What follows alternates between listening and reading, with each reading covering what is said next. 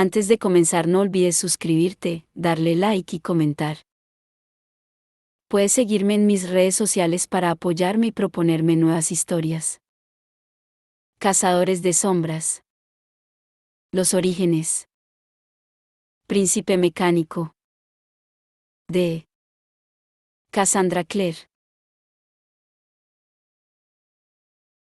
Capítulo 5. Sombras del pasado. Pero seres malvados, con ropajes de luto, asaltaron la elevada posición del monarca. Ay, lloremos, pues nunca el alba despuntará sobre el desolado. Y en torno a su mansión, la gloria que brillaba y florecía es solo una leyenda vagamente recordada. De las viejas edades sepultadas.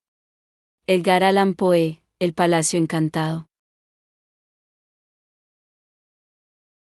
Tessa casi ni se fijó en el interior de la estación mientras seguían al criado de Starkweather por el bullicioso vestíbulo.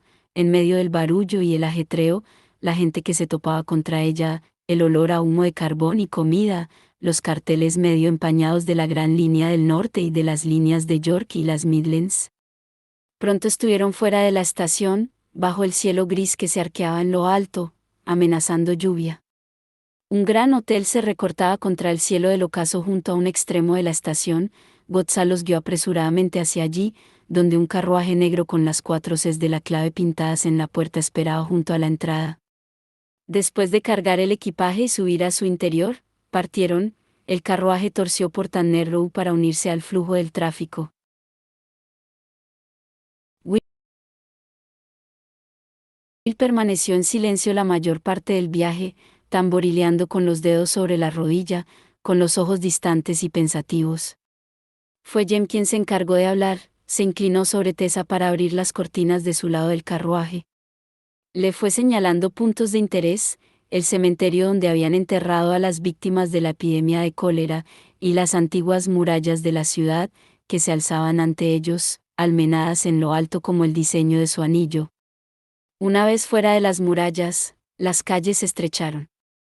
Tessa pensó que era como Londres, pero a escala reducida. Incluso las tiendas ante las que pasaron, una carnicería y una mercería, parecían más pequeñas. Los peatones, hombres en su mayor parte, que se apresuraban con la barbilla hundida en el cuello del abrigo para protegerse de la suave lluvia que había comenzado a caer, no iban vestidos a la moda, parecían de campo, como los granjeros que acudían a Manhattan en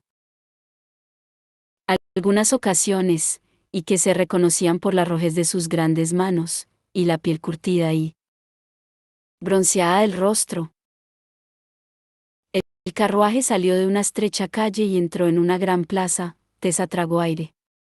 Ante ellos se alzaba una impresionante catedral, con sus agujas góticas clavadas en el cielo gris, como un San Sebastián asaetado. Una enorme torre de piedra caliza dominaba la estructura, y en la fachada había nichos con estatuas, cada una diferente. ¿Es el instituto? Dios, es mucho más espléndido que el de Londres. Will se echó a reír. A veces una iglesia es solo una iglesia, Tessa. Eso es la catedral de York, explicó Jem. El orgullo de la ciudad. No el instituto. El instituto está en la calle Godrangate. Sus palabras se vieron confirmadas cuando el carruaje pasó ante la catedral, bajó por de Angate y entró en la estrecha calle de Godrangate, donde traqueteó bajo una pequeña verja de hierro entre 2 edificios estilo Tudor. Cuando la traspasaron, Tessa entendió por qué Will se había reído. Lo que se alzaba ante ellos era una iglesia de bonito aspecto, rodeada de muros y hierba, pero no tenía nada de la grandeza de la catedral. Después de que González abriera la puerta y ayudara a Tessa a descender, ésta vio que algunas lápidas se alzaban de la hierba húmeda de lluvia, como si alguien hubiera pretendido iniciar un cementerio allí y hubiera perdido interés a la mitad. El cielo era ya casi negro, ribeteado de plata en algunos puntos por nubes casi transparentes por la luz de las estrellas. Tras ella, las voces de Jem y de Will susurraban. Ante sí, las puertas de la iglesia estaban abiertas, y más allá de ellas, alcanzaba a ver el parpadeo de las velas. De repente se sintió incorpórea, como si fuera el fantasma de Tessa, rondando ese extraño lugar tan alejado de la vida que había conocido en Nueva York. Se estremeció, y no solo de frío. Notó el roce de una mano en el brazo, y un aliento cálido le agitó el cabello. Sabía quién era sin volverse. ¿Entramos, mi prometida?, le preguntó Jem al oído. Tessa podía notar que él se reía por dentro, le hacía vibrar los huesos, le contagiaba su alegría. Casi sonrió. Desafiemos juntos al león en su madriguera. Ella le puso la mano en el brazo. Juntos subieron los escalones del templo. Ella miró hacia atrás desde lo alto y vio a Will mirándolos a su vez, al parecer sin darse cuenta de que Gonzalo lo llamaba tocándole en el hombro y le decía algo al oído. Los ojos de Tessa se encontraron con los del galés, pero ella enseguida los apartó. Unir miradas con Will era turbador como mínimo, mareante como máximo. El interior de la iglesia era pequeño y oscuro comparado con el del Instituto de Londres. Bancos oscurecidos por el paso del tiempo iban de un lado a otro de las paredes, y sobre ellos, velas de luz mágica ardían en candelabros hechos de hierro ennegrecido. En el ábside del santuario, ante una auténtica cascada de velas ardiendo, se hallaba un anciano vestido con el traje de cazador de sombras. El cabello y la barba eran espesos y grises, y se le alborotaban alrededor de la cabeza, las enormes cejas casi le ocultaban los ojos gris oscuro, la piel marcada por la edad. Tessa sabía que casi tenía 90 años, pero su espalda estaba recta y el contorno de su tórax era ancho, como el tronco de un árbol. «Usted es el joven Gerondale, ¿cierto?», ladró cuando Will se adelantó para presentarse. Medio mundano, medio galés, y con lo peor de ambos, según he oído. «Diolch», repuso Will sonriendo educadamente. Starkweather se erizó. Lengua mestiza, masculló, y miró a Jem. Jem Carstairs. Otro malcriado del instituto. Estoy medio tentado de enviarlos al infierno. Esa chiquilla presuntuosa de Charlotte Fairchild, imponiéndome sus presencias sin casi ni un, por favor. Tenía un poco del acento de Yorkshire. De su criado, aunque mucho menos notable. Nadie de esa familia ha tenido nunca modales. Podía pasar sin su padre, y puedo pasar sin.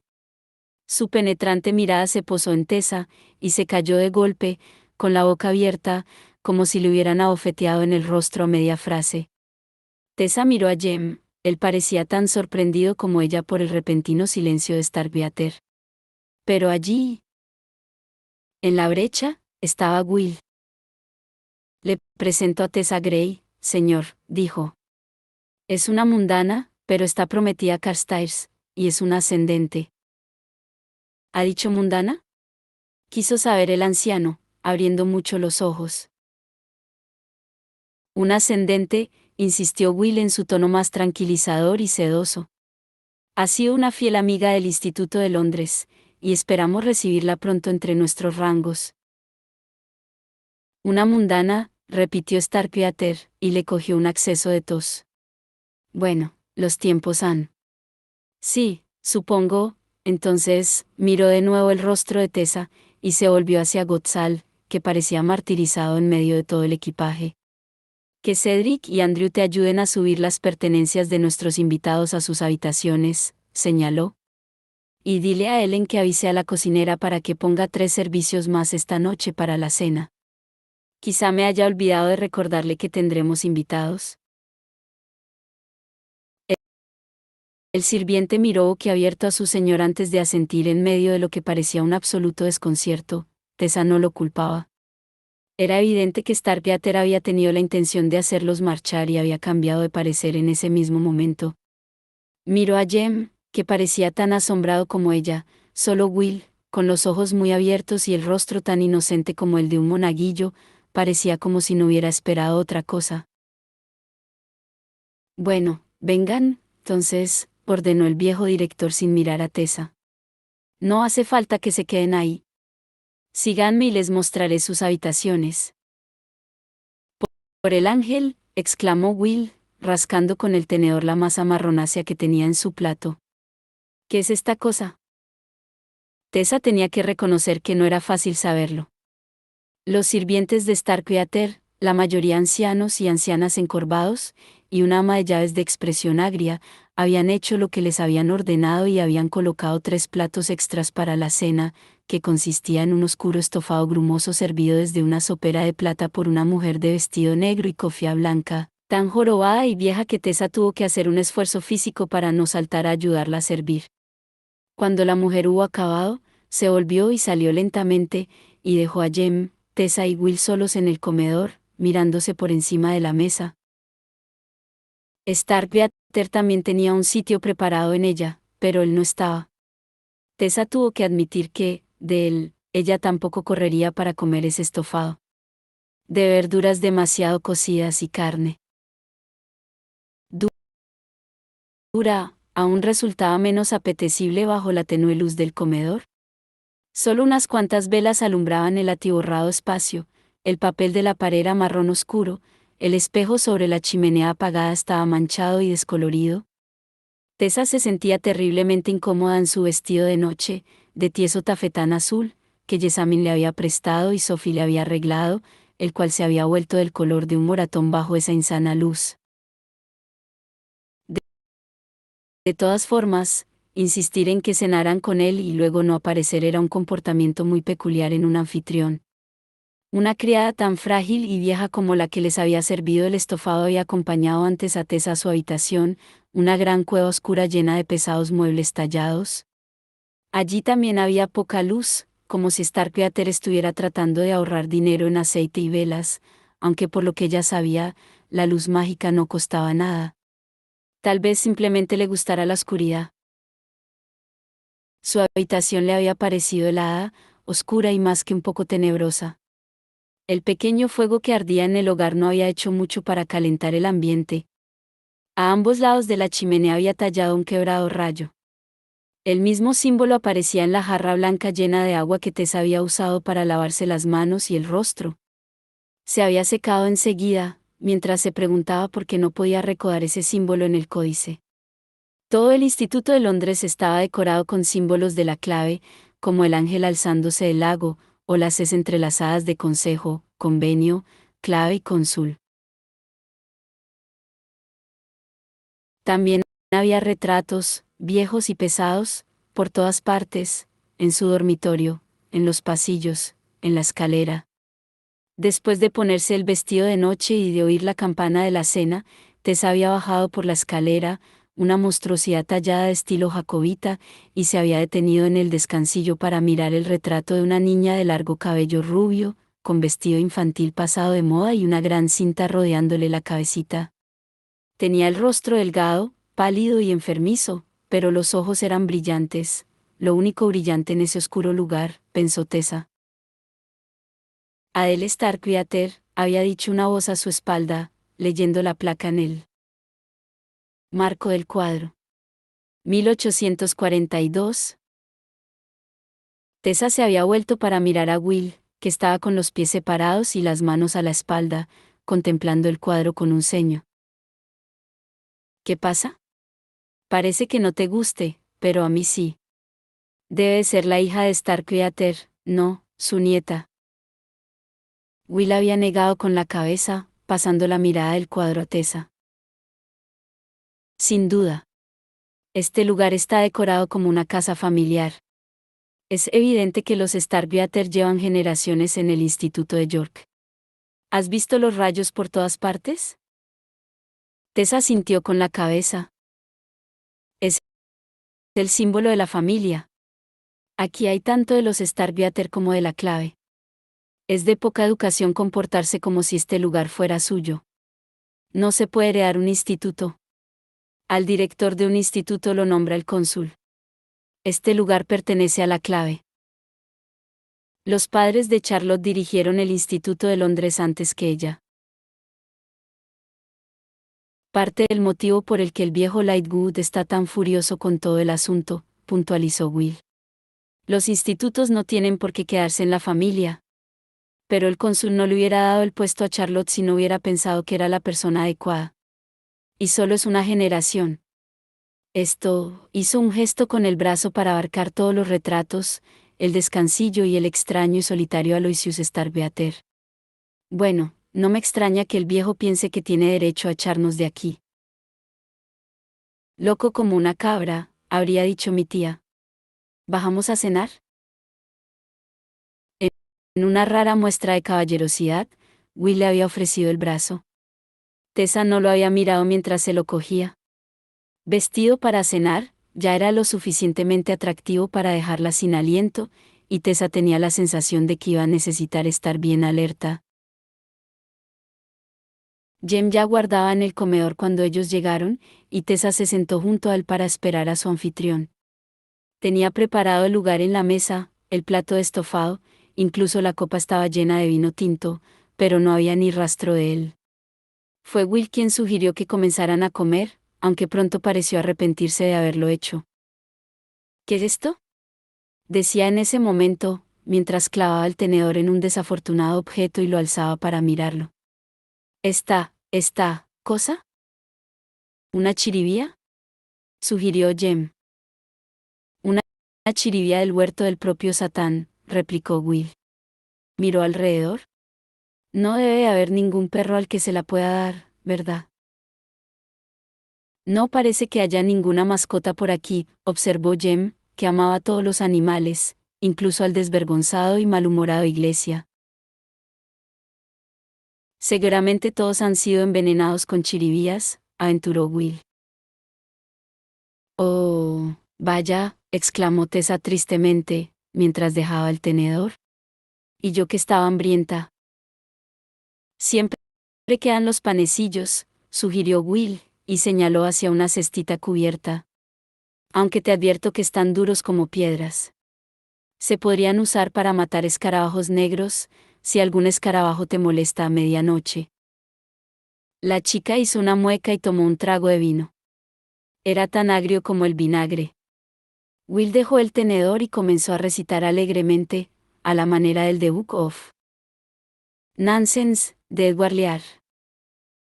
Había una vez una chica de Nueva York que se encontró hambrienta en York, pero el pan era como piedra. Y las chiribías parecían de... No puedes hacer rimar, York, con Nueva York, lo interrumpió Tessa. Es trampa. Tienes razón, ¿sabes? Intervino Jem, mientras sus delicados dedos jugueteaban con la base de su copa. Tendrías que cambiar los versos. Buenas noches. La rotunda sombra de Aloysius Starkweather apareció de pronto en la puerta. Tessa se preguntó, mientras se sonrojaba de vergüenza, cuánto rato llevaría ahí. Señor Gerondel, señor Carstairs, señorita Grey. Teresa Grey. Cierto. Starkweather no se disculpó, solo se sentó pesadamente a la cabeza de la mesa. Llevaba una caja cuadrada y plana, del tipo de las que los banqueros empleaban para guardar papeles, y la dejó junto a su plato. Nerviosa, Tessa vio que había un año marcado en ella, 1825, e incluso algo mejor, 3 juegos de iniciales, JTS, AES, AHM. Sin duda su joven señora estará complacida al saber que me ha venido a su petición y he estado buscando en los archivos durante todo el día y parte de la noche. Comenzó el anciano en un tono agraviado. Tessa tardó un momento en darse cuenta que, en ese caso, joven señora, se refería a Charlotte. Tiene suerte, sin duda, de que mi padre nunca tirara nada. Y en cuanto vi los papeles, lo recordé. Se tocó la sien. 89 años, y nunca olvidó nada. ¿Se lo dicen al viejo Bailan cuando hable de reemplazarme? Sin duda lo haremos, señor, convino Jem, con los ojos bailándole. Starkweather tomó un buen trago de vino e hizo una mueca. Por el ángel, esto es una porquería. Dejó la copa y comenzó a sacar papeles. De la caja. Lo que tenemos aquí es una solicitud de compensación por 2 brujos. John y Ansae. Un matrimonio. Ahora viene lo raro, continuó el anciano. La solicitud la presentó su hijo, Axel Ollingworth Mormain, de 22 años. Pero claro, los brujos son estériles. Will se removió incómodo en la silla, y miró de reojo a Tessa. Su hijo era adoptado, aclaró Jem. Eso no debería permitirse, replicó Starkweather, mientras tomaba otro trago del vino que había calificado de porquería. Se le comenzaban a colorear las mejillas. Es como dar un niño humano a los lobos para que lo críen. Antes de los acuerdos. Si hay alguna pista sobre su posible paradero, lo interrumpió Jem con educación, tratando de devolver la conversación a su cauce. Tenemos muy poco tiempo. Muy bien, soltó Starkweather. Aquí hay muy poca información sobre su precioso Mormain. Más sobre los padres. Al parecer, las sospechas recayeron sobre ellos cuando se descubrió que el brujo, Yonsae, tenía en su posesión el libro de lo blanco. Un poderoso libro de hechizos, entiendan, desapareció de la biblioteca del Instituto de Londres en sospechosas circunstancias en 1752. El libro está especializado en conjuros de sujeción y liberación, atar el alma a un cuerpo, o desatarla, según sea el caso. Resultó que el brujo estaba tratando de animar cosas. Desenterraba cadáveres o los compraba a los estudiantes de medicina, y les sustituía las partes más dañadas por mecanismos. Luego trataba de volverlos a la vida. Un grupo del enclave entró en su casa y mató a ambos brujos. ¿Y el niño?, preguntó Will. ¿Mormain? Ni rastro de él, contestó Starkweather. Lo buscamos, pero nada. Supusimos que estaba muerto, hasta que apareció, con todo descaro, exigiendo compensación.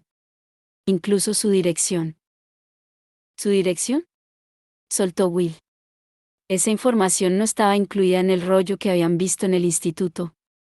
¿En Londres? No. Aquí en Yorkshire. Starkweather dio unos golpecitos al papel con un dedo arrugado. Ravenscar Manor. Un enorme caserón al norte de aquí. Creo que lleva décadas abandonado. Pero ahora que lo pienso, no me imagino cómo podía pagarlo, para empezar. No era donde vivían los Sae. Aún así, dijo Jem, es un excelente punto de partida para ir a buscarlo. Si ha estado abandonado desde que él se marchó, puede que se dejara alguna cosa. Es más, incluso podría estar usándolo. Supongo que sí. El director del Instituto de York no parecía muy entusiasmado con todo ese asunto. La mayoría de las posesiones de los Sae fueron tomadas como botín. Botín, repitió Tessa en voz baja. Recordaba ese término del códice. Cualquier cosa que un cazador de sombras le quitara a un subterráneo que había violado la ley, le pertenecía. Era el botín de guerra. Miró a Jem y a Will, los amables ojos del primero la observaban preocupados. Los inquietos y azules de Will guardaban todos sus secretos. ¿Sería cierto que ella pertenecía a una raza que estaba en guerra contra lo que eran Jem y Will? Botines, masculló Starkweather con su grave voz. Se había acabado el vino y comenzaba con el que Will no había tocado. ¿Le interesan, muchacha? Aquí en el instituto tenemos una buena colección. Me han dicho que dejan ridículo la colección de Londres. Se puso en pie y casi volcó la silla. Vengan, se los enseñaré, y les contaré el resto de este triste cuento, aunque no hay mucho más. Tessa lanzó una rápida mirada a sus amigos cazadores para ver qué hacían, pero ambos ya estaban en pie y se disponían a seguir al anciano. Este continuó hablando mientras caminaba, lo que hizo que el resto se apresurara para no perderlo. Nunca he tenido muy buena opinión de compensaciones, expuso mientras entraban en otro pasillo poco iluminado e interminablemente largo. Hace que a los subterráneos se les suban los humos, pensando que tienen derecho a sacar algo de nosotros. Todo el trabajo que hacemos y ni las gracias, solo las manos abiertas para recibir más, más, más. ¿No les parece, caballeros? Unos malnacidos, todos, repuso Will, que parecía tener la cabeza a miles de kilómetros de allí. Jem lo miró de reojo. Totalmente, ladró el anciano, claramente satisfecho. Aunque no se debería emplear ese lenguaje delante de una dama, claro. Como decía, ese Mormain reclamaba por la muerte de Ansae, la esposa del brujo. Decía que ya no había tenido nada que ver con los proyectos de su esposo, que no había sabido nada de ellos. Su muerte era injustificable. Quería que se juzgara a los culpables de lo que él llamaba su asesinato, y recuperar las pertenencias de sus padres. ¿Estaba el libro de lo blanco entre lo que pedía? Inquirió Jem. Sé que es un crimen que un brujo posea un volumen así. Lo estaba. Se había recuperado y devuelto a la biblioteca del Instituto de Londres, donde sin duda debe seguir. Lo evidente era que nadie se lo iba a dar a él. Tessa hizo unos rápidos cálculos mentales. Si Starkweather tenía 89 años, cuando los Ae murieron debía de tener 26. ¿Estuvo usted allí? Sus ojos inyectados en sangre bailaron sobre ella. Tessa notó que, incluso en ese instante, un poco ebrio, no parecía querer mirarla directamente. ¿Si estuve dónde? Ha dicho que se envió a un grupo del enclave para ocuparse de los Ae. ¿Estaba usted entre ellos? Starkweather vaciló, luego se encogió de hombros. Sí, contestó, y su acento de Yorkshire se hizo más pronunciado por un momento. No tardamos mucho en cogerlos. No estaban preparados. Ni un poco. Los recuerdo yaciendo sobre su propia sangre. Era la primera vez que veía sangre de brujos, me sorprendió que fuera roja. Hubiera jurado que sería de otro color, azul o verde, o algo así. Se encogió de hombros. Le sacamos las capas, como la piel de un tigre. Me las dieron para que las guardara, o mejor dicho, a mi padre. Gloria, Gloria. Aquellos eran buenos tiempos. Sonrió como una calavera, y Tessa pensó en la cámara donde Barbazul guardaba los restos de sus esposas asesinadas. Sintió calor y frío al mismo tiempo. Mormain nunca tuvo ni la más mínima oportunidad, ¿verdad? Preguntó ella a media voz. Haciendo su solicitud así. Nunca iba a conseguir su compensación. Claro que no. Ladró Starkweather. Basura, todo basura. Decir que la mujer no estaba implicada. ¿Qué esposa no está metida hasta el cuello en los negocios de su esposo? Además, él ni siquiera era su hijo natural, no podía hacerlo. Seguramente, para ellos era más una mascota que otra cosa. Apostaría que el padre lo hubiera utilizado como pieza de recambio llegado el caso. Estaba mejor sin ellos. Debería habernos dado las gracias, en vez de exigir un juicio. El anciano se cayó al llegar a una pesada puerta al final de un pasillo, la empujó con el hombro, sonriéndoles bajo las pobladas cejas. ¿Han estado alguna vez en el Palacio de Cristal? Bueno, pues esto es aún mejor. Siguió empujando hasta abrir la puerta, y una fuerte luz los envolvió cuando pasaron al otro lado. Era evidente que ese era el único lugar bien iluminado del edificio. La sala estaba llena de vitrinas, y sobre cada una había colocada una lámpara de luz mágica, que alumbraba el contenido. Tessa notó que Will se tensaba, y Jem la cogió, apretándole el brazo con la mano hasta casi amoratárselo. No, comenzó él a decir, pero Tessa ya había avanzado, y estaba mirando el contenido de las vitrinas. Botines. Un relicario de oro, abierto para mostrar un daguerrotipo de un niño riendo. Estaba manchado de sangre seca. Detrás de ella, Starkweather estaba hablando de sacar las balas de plata del cuerpo de los licántropos recién muertos para fundirlas y hacer más. De hecho, había un puñado de balas de esas en una de las vitrinas, llenando un bol manchado de sangre. Juegos de colmillos de vampiros, filas y filas de ellos. Lo que parecía como entramados de hilos finos o de tela muy delicada, entre cristales.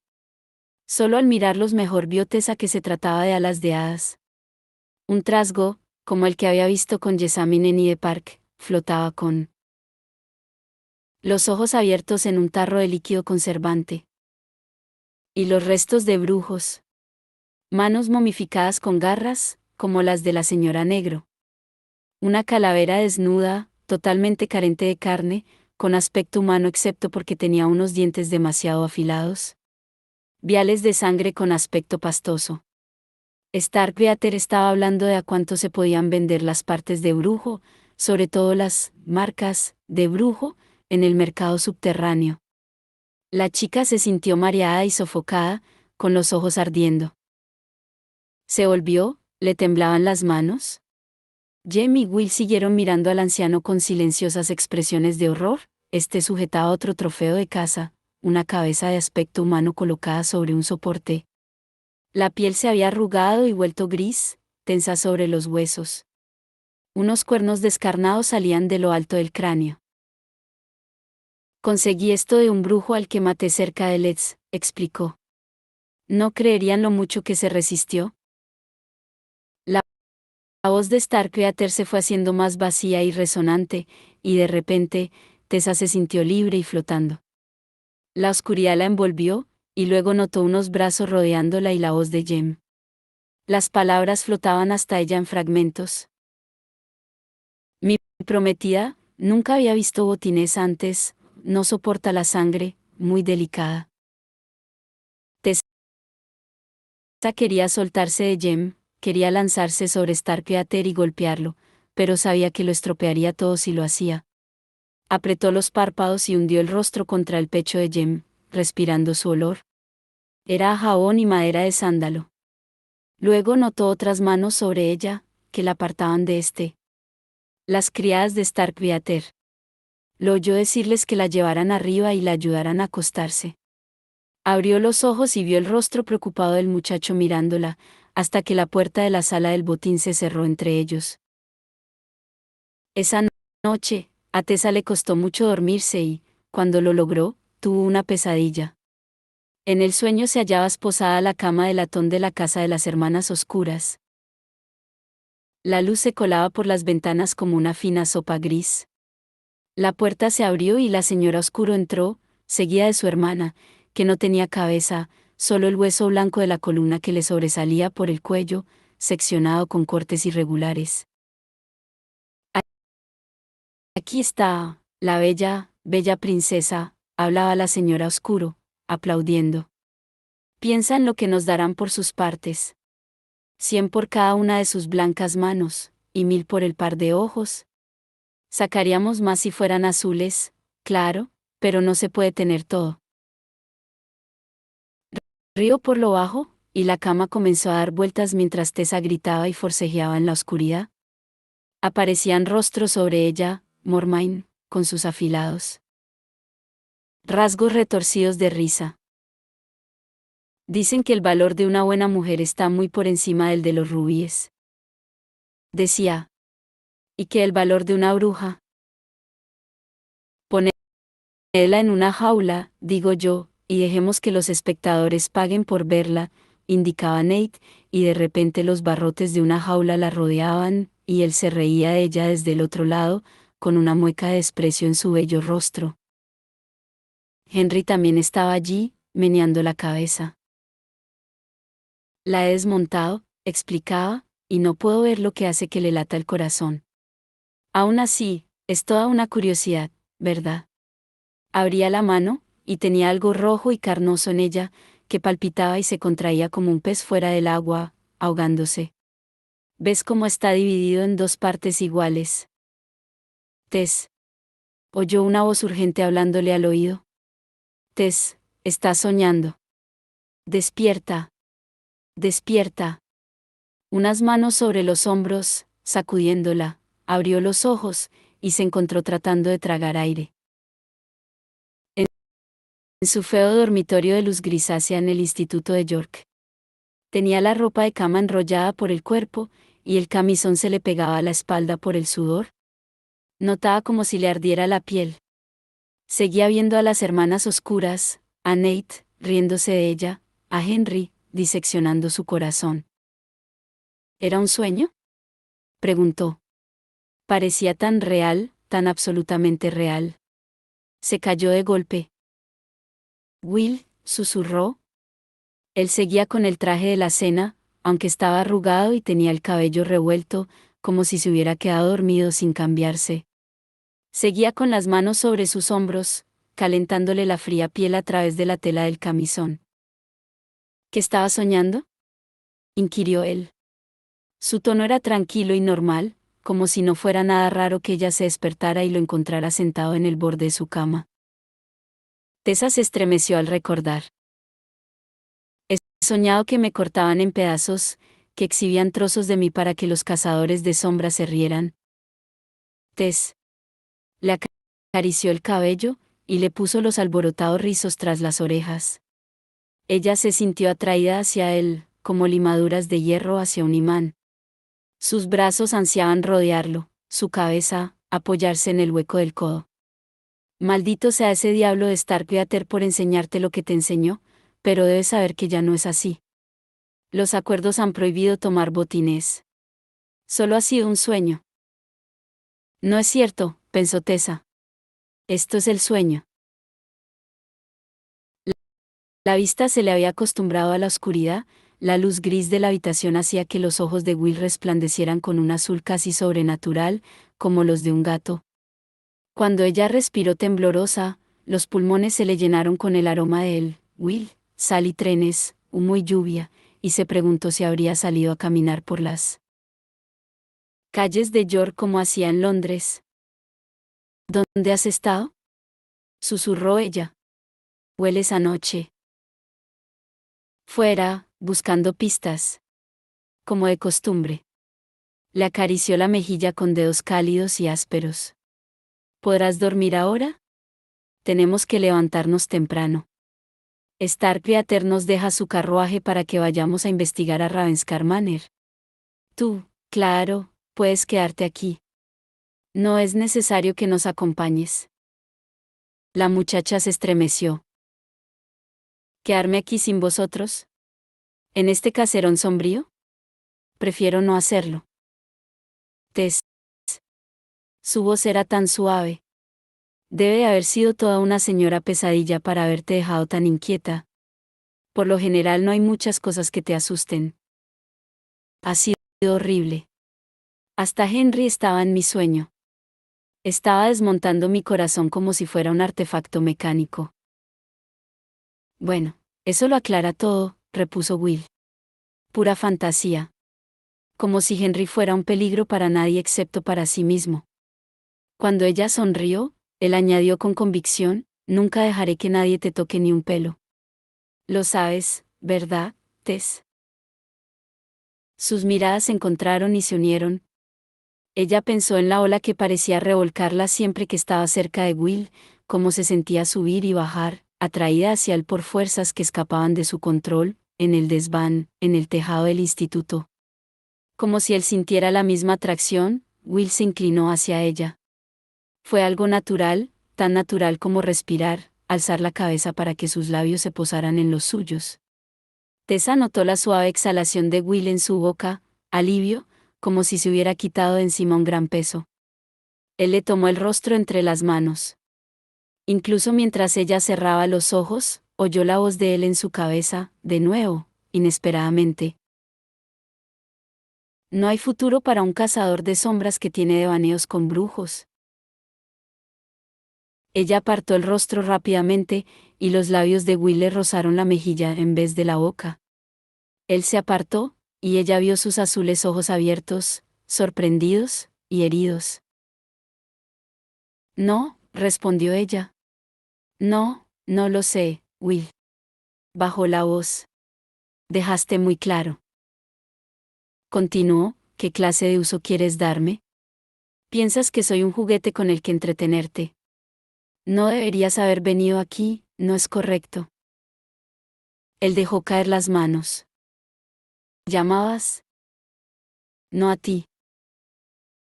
Él se quedó en silencio, solo se oía su agitada respiración. ¿Lamentas lo que me dijiste aquella noche en el tejado, Will? ¿La noche del funeral de Thomas y de Agatha? Era la primera vez que alguno de los dos hacía referencia a ese incidente desde que ocurriera. ¿Me aseguras que no pensabas de verdad lo que dijiste? Él agachó la cabeza, el cabello le cayó hacia adelante, ocultándole el rostro. Ella apretó los puños a los costados para no empujarlo hacia atrás. No, contestó él, en voz muy baja. Que el ángel me perdone, pero no puedo decirlo. Tessa se apartó y se hizo un ovillo, mirando hacia el otro lado. Por favor, Will, márchate. Tessa. Por favor. Hubo un largo silencio. Luego él se puso en pie, y la cama crujió al moverse. La muchacha oyó sus ligeros pasos sobre el suelo y luego la puerta del dormitorio cerrándose tras él. Como si el sonido le hubiera roto algún hilo que la mantuviera erguida, se dejó caer sobre las almohadas. Se quedó mirando el techo durante largo rato, tratando en vano de olvidar las preguntas que le inundaban. La mente, que había pretendido Will, yendo así a su dormitorio. Porque había estado tan dulce cuando ella sabía que la despreciaba. Y porque, aun sabiendo que él era lo peor del mundo para ella, hacerle marchar le parecía un error tan terrible. La mañana siguiente amaneció inesperadamente azul y bonita, un bálsamo para la dolorida cabeza y el exhausto cuerpo de Tessa. Después de arrastrarse fuera de la cama, donde se había pasado la mayor parte de la noche dando vueltas, se vistió, incapaz de soportar la idea de que la ayudara alguna de las criadas ancianas y medio ciegas. Mientras se abrochaba los botones de la chaqueta, se contempló en el viejo espejo manchado. Tenía unas profundas ojeras oscuras, como si estuvieran pintadas con carbón. Will y Jem ya estaban en el salón ante un desayuno de tostadas medio quemadas, té, mermelada y nada de mantequilla. Cuando Tessa entró, Jem ya había comido, y Will estaba ocupado cortando su tostada en finas tiras y haciendo obscenos pictogramas con ellas. ¿Qué se supone que es eso?, preguntó Jem, curioso. Casi se parece a un. Alzó la mirada, vio a Tessa y sonrió. Buenos días. Buenos días. Tessa se dejó caer en la silla frente a Will. Él la miró una vez mientras ella se sentaba, pero no había nada en sus ojos ni en su expresión que indicara que recordaba nada de lo que había pasado entre ellos unas horas antes. Jem la miró preocupado. Tessa, ¿cómo te encuentras? Después de anoche, se interrumpió y alzó la voz. Buenos días, señor Starkweather, saludó precipitadamente, y le dio tal empujón en el hombro a Will que dejó caer el tenedor, y los trozos de tostada se esparcieron por el plato. El anciano, que había entrado en la sala aún envuelto en la capa negra que llevaba la noche anterior, ceñuda. El carruaje los espera en el patio, anunció, con su habitual parquedad de palabras. Será mejor que se apresuren si quieren regresar antes de la cena, necesitaré el vehículo esta noche. Le he dicho a Gotzal que de vuelta les deje directamente en la estación, no hace falta entretenerse. Confío en que hayan conseguido todo lo que necesitan. No era una pregunta. Jem asintió. Sí, señor. Ha sido usted muy amable. Starkweather posó la mirada sobre Tessa, una última vez, antes de volverse y salir de la sala, con la capa ondeando tras él. Ella no podía quitarse de la cabeza la imagen de un gran pájaro de presa, quizá un buitre. Pensó en las vitrinas de trofeos llenas de botín, y se estremeció. Come deprisa, Tessa, antes de que cambie de opinión sobre el carruaje, le advirtió Will, pero ella negó con la cabeza. No tengo hambre. Al menos toma un té. El galés se lo sirvió, y le puso abundante leche y azúcar. Estaba mucho más dulce de lo que a la muchacha le gustaba, pero era tan raro que él tuviera un detalle como ese, incluso si solo era para meterle prisa, que se lo bebió de todas formas y consiguió tragar unos trocitos de tostada. Los chicos fueron a buscar los abrigos y el equipaje, volvieron con la capa de viaje, el sombrero y los guantes de Tessa, y pronto se encontraron en la escalera del Instituto de York, parpadeando ante la acosa luz del sol. Starkweather había cumplido su palabra. Su carruaje estaba allí, esperándolos, con las 4 Cs de la clave pintadas en la puerta. El viejo cochero de larga barba y cabello blanco ya estaba en su asiento, fumando un puro, lo tiró cuando los vio aparecer, y se hundió más en el asiento, con los ojos negros mirándolos por debajo de las caídas cejas. «Maldito infierno, es el viejo marino de nuevo», exclamó Will, aunque parecía más divertido que otra cosa. Saltó dentro del vehículo y ayudó a Tess a subir. Jem fue el último, cerró la portezuela tras él y se asomó por la ventana para decir al cochero que partiera. Tessa se sentó junto a Will en el estrecho asiento, y notó que le rozaba el hombro. Él se tensó al instante, y ella se apartó, mordiéndose el labio. Era como si la noche anterior no hubiera existido, y él volvía a comportarse como si ella fuera puro veneno. El carruaje comenzó a moverse con una sacudida que casi tiró a Tessa sobre Will de nuevo, pero ella se agarró a la ventana y se mantuvo donde estaba.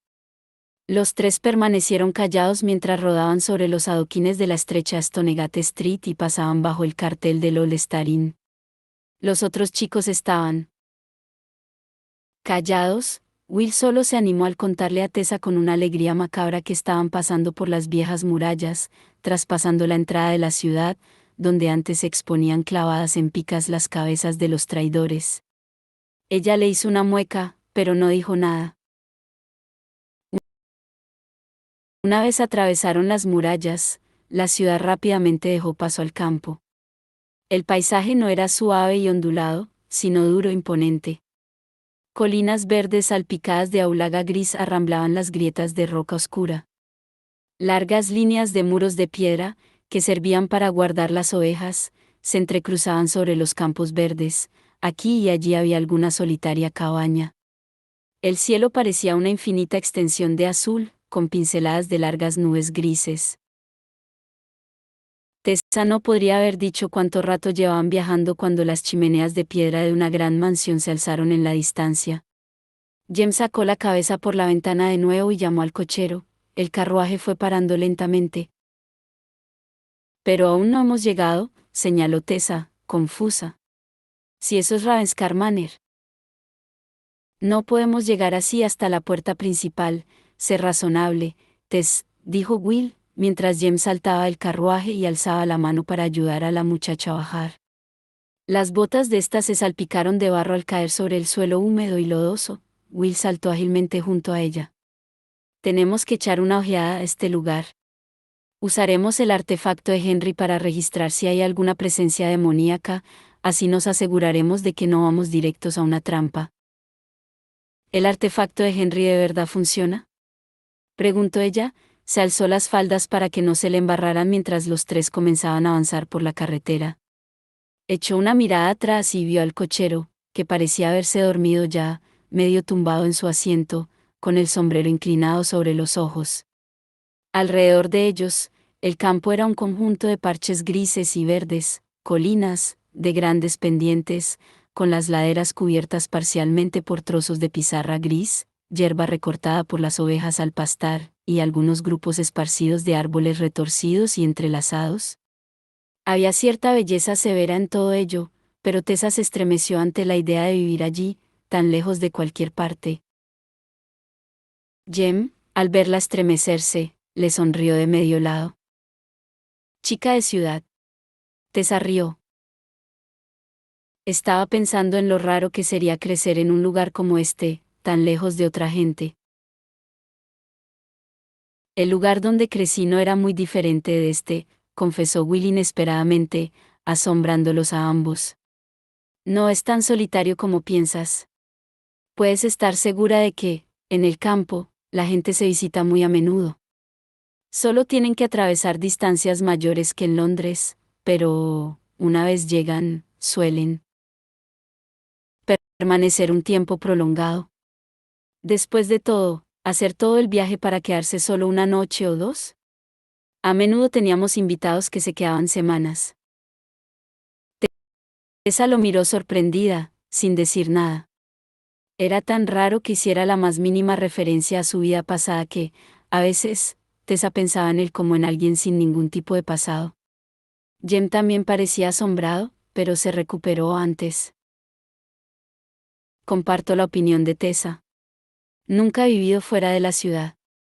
No sé cómo podría dormir por las noches, sin saberme rodeado de otras 1000 almas dormidas y soñando. Y suciedad por todos lados, y todo el mundo respirándote encima, contraatacó Will. Cuando llegué a Londres por primera vez, me hartaba tan rápido de estar rodeado de tanta gente que tenía que hacer un gran esfuerzo para no coger al primer desafortunado que se me cruzara por delante y cometer un acto de violencia contra su persona. Algunos dirían que continúas con ese problema, replicó Tessa, pero Will solo rió, una breve carcajada casi de sorpresa, y luego se detuvo para mirar Ravenscar Manor, que se alzaba ante ellos. Jem silbó al mismo tiempo que Tessa comprendía por qué antes solo habían podido ver los extremos de las chimeneas.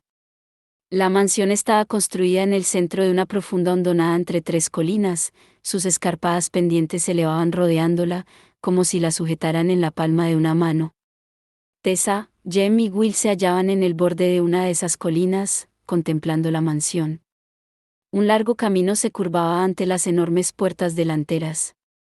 Nada parecía indicar abandono o desarreglo, no crecían malas hierbas en el camino, ni en los senderos que conducían a los cobertizos de piedra, y no faltaba ningún vidrio en las ventanas con parte luz. «Alguien vive aquí», dedujo Jem, dando voz a los pensamientos de Tessa. Comenzó a bajar la colina. Allí la hierba era más alta y se agitaba hasta casi la cintura. Quizás sí. Se quedó en silencio cuando el traqueteo de una rueda se hizo audible.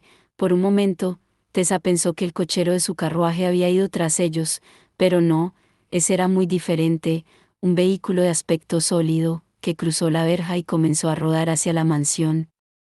Jem se agachó inmediatamente entre la hierba, y Will y Tessa lo secundaron.